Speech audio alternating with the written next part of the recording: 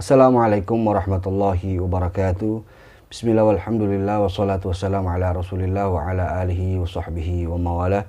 Wala hawla wala quwata illa billah amma ba'd. Ikhwan fillah rahimakumullah, dimanapun antum sekalian berada, semoga kita semua senantiasa dalam rahmat, dalam keberkahan, dan juga dalam lindungan Allah subhanahu wa ta'ala di segala aktivitas kita dalam kehidupan kita sehari-hari. Amin ya rabbal alamin. Ikhwan fillah rahimakumullah, kita akan melanjutkan kajian sirah nabawiyah, dan kali ini kita akan membicarakan tentang kepercayaan-kepercayaan dan juga keyakinan-keyakinan yang dianut oleh masyarakat Mekah saat sebelum diutusnya Nabi Shallallahu Alaihi Wasallam. Semoga bermanfaat dan mari kita simak bersama-sama.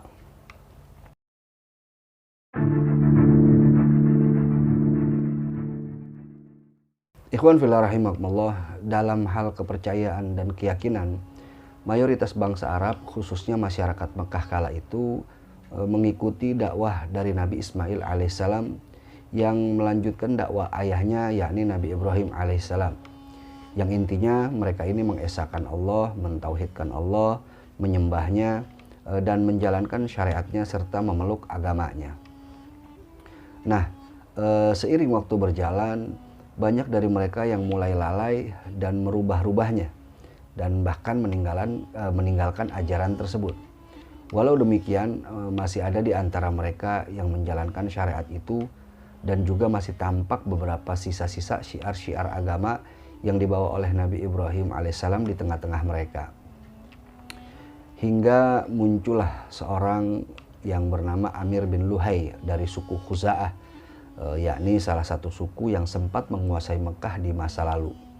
Dia ini dikenal sebagai orang yang baik, orang yang bijak, dan juga gemar bersedekah. Dan dia ini mempunyai wibawa yang amat besar di tengah masyarakat. Dia juga dikenal sebagai orang yang paham akan agama, dan tidak jarang banyak juga orang yang meminta nasihat darinya untuk urusan-urusan mereka. Suatu ketika Amir bin Luhai ini pergi menuju negeri Syam, dan di sana ia melihat banyak orang-orang yang menyembah berhala, dan ia menganggap hal itu baik dan juga benar, karena ia beranggapan bahwa Syam itu negerinya para nabi, negerinya para rasul. Maka dia pun mengambil kesimpulan bahwa yang mereka lakukan itu merupakan ajaran para nabi dan juga para rasul di sana. Dan ketika ia hendak kembali ke Mekah, ia membawa salah satu berhala dari negeri Syam yang diberi nama Hubal. Dan sesampainya di Mekah, ia letakkan Hubal di dalam Ka'bah. Dan kemudian ia mengajak masyarakat Mekah untuk menyembahnya. Masyarakat Mekah pun mengikuti apa yang diperintahkannya, karena dia ini memang orang yang dianggap paham akan agama. Dan apa yang mereka lakukan ini pun kemudian diikuti bangsa Arab lainnya di luar Mekah. Sebab saat itu bangsa Arab lainnya menganggap bahwa masyarakat Mekah lah yang paling mengerti akan agama, karena keberadaan mereka sebagai penjaga Ka'bah. Jadi bisa dikatakan Amir bin Luhai inilah orang yang pertama membawa berhala ke kota Mekah dan meletakkannya di dalam Ka'bah serta menyuruh masyarakat Mekah untuk menyembahnya. Dan ketika musim haji tiba, sebagaimana biasa, banyak suku-suku dari luar Mekah berdatangan ke sana.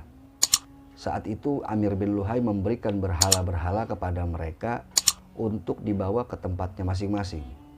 Dan mulai dari situlah penyembahan berhala di Jazirah Arab ini semakin merajalela. Dan ada 4 berhala besar yang sangat mereka kultuskan, yakni Hubal, Lata, Manat, dan juga Uzza. Dan seiring waktu berjalan, berhala-berhala yang ada di dalam Ka'bah pun semakin bertambah banyak. Ketika Rasulullah Shallallahu Alaihi Wasallam membebaskan kota Mekah yang kita kenal dengan peristiwa Fathul Makkah, kala itu di sekitar Ka'bah ada sekitar 360 macam berhala. Beliau Shallallahu Alaihi Wasallam pun kemudian menghancurkan semua berhala-berhala itu hingga luluh lantah. Kemudian beliau Shallallahu Alaihi Wasallam memerintahkan para sahabat untuk membersihkan sisa-sisanya dan juga membakarnya. Selain menyembah berhala, mereka juga mempunyai beberapa tradisi dan prosesi-prosesi di dalam penyembahan berhala yang mayoritas diada-adakan oleh Amir bin Luhai ini. Saat itu masyarakat mengira bahwa apa yang diadakan Amir bin Luhai itu merupakan perbuatan yang baik, Karena sekali lagi masyarakat menganggap bahwa Amir bin Luhai ini adalah orang yang paham dan mengerti akan agama. Nah, di antara prosesi penyembahan berhala yang mereka lakukan antara lain yang pertama yaitu mereka berdiam diri di hadapan berhala dan kemudian menyebut-nyebut nama berhala tersebut.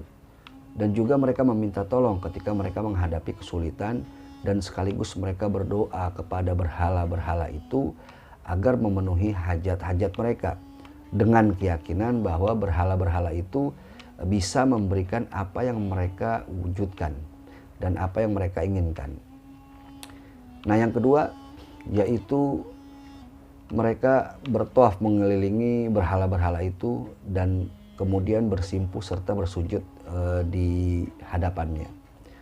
Lalu yang ketiga yaitu mereka melakukan persembahan kepada berhala-berhala itu dengan cara menyembelih hewan atau menyajikan makanan dan juga minuman atau sebagian hasil panen mereka dan berkurban untuk berhala-berhala itu sambil terus menyebut-nyebut nama berhala yang mereka sembah itu.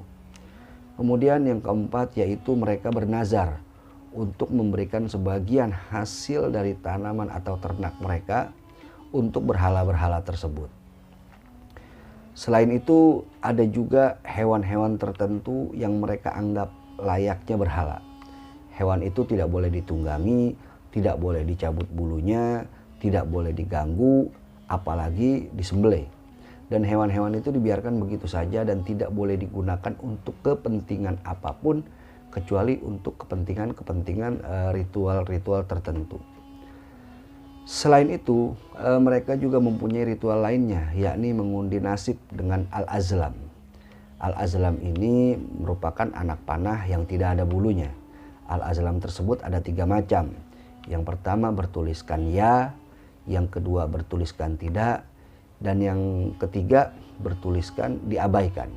Nah, mereka ini mengundi nasib dengan cara mengocok 3 anak panah tersebut layaknya orang warisan untuk menentukan aktivitas apa saja yang akan dilakukan, seperti misalkan bepergian, menikah, atau yang lainnya. Jika keluar tulisan ya, maka mereka akan melaksanakannya. Dan jika keluar tulisan tidak, maka mereka pun tidak melaksanakannya. Dan jika keluar tulisan diabaikan, maka mereka pun mengulangi untuk mengocoknya. Kemudian mereka juga percaya kepada informasi-informasi yang disampaikan oleh dukun atau kahin, juga tukang ramal atau araf, dan ahli nujum atau munajim. Kahin atau dukun adalah orang yang dianggap mengetahui tentang informasi-informasi gejala alam yang akan terjadi di masa yang akan datang. Dan mereka juga dianggap mengetahui rahasia-rahasia alam. Di antara dukun ini ada yang mengklaim dirinya memiliki pengikut dari bangsa jin yang memberikan informasi-informasi itu kepada mereka. Adapun al-araf atau peramal adalah orang yang dianggap memiliki banyak pengetahuan yang tidak diketahui orang banyak. Seperti misalkan ia mengetahui barang yang dicuri, ia juga mengetahui letak terjadinya pencurian, ia juga bisa mengetahui hewan ternak yang hilang dan semacamnya. Sedangkan munajim atau ahli nujum adalah orang-orang yang melihat pergerakan-pergerakan bintang. Dan dari situ ia memprediksi tentang gejala-gejala alam atau peristiwa-peristiwa yang akan terjadi di masa yang akan datang. Selain itu, di tengah-tengah mereka juga terdapat kepercayaan yang disebut at-tiyarah atau tatoyur, yaitu merasa sial terhadap sesuatu yang dilihat atau didengar serta diketahuinya. Nah, kepercayaan ini dimulai dari kebiasaan mereka yang dulunya suka mendatangi burung atau kijang, lalu kemudian mereka membuat burung atau kijang itu kabur. Dan jika burung atau kijang itu kabur ke arah kanan, maka mereka menganggap itu pertanda baik. Jadi kalau mereka mau bepergian misalkan, maka mereka pun akan melanjutkannya. Tetapi kalau misalkan burung atau kijang itu mengambil ke arah kiri, maka mereka menganggap akan terjadi kesialan dan mereka pun akan membatalkan kepergian mereka. Nah, kemudian di antara kebiasaan mereka yang lainnya yaitu mereka suka menggantungkan tulang kelinci karena mereka menganggap bahwa hal itu dapat menolak bala. Dan mereka juga mempunyai keyakinan bahwa orang yang mati terbunuh itu jiwanya tidak tentram jika dendamnya belum dibalaskan. Dan di antara mereka juga ada yang menganut paham Nasrani, seperti contoh Waraqah bin Nufail, paman dari Sayyidatuna Khadijah radhiyallahu anha yang merupakan istri Rasulullah SAW. Tetapi keberadaan mereka ini sangat sedikit dan tidak banyak.